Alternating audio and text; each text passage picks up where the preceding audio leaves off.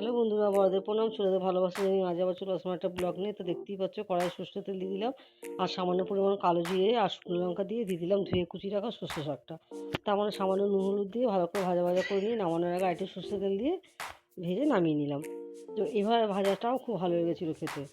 আর তারপরে চলে আসলাম চিকেন ভালো করে মশলা মাখিয়ে সব কিছু কষিয়ে নিয়ে একবারে কড়াইয়ে তেল, তেজপাতা, শুকনো লঙ্কা দিয়ে চিকেনটা বসিয়ে দেবো।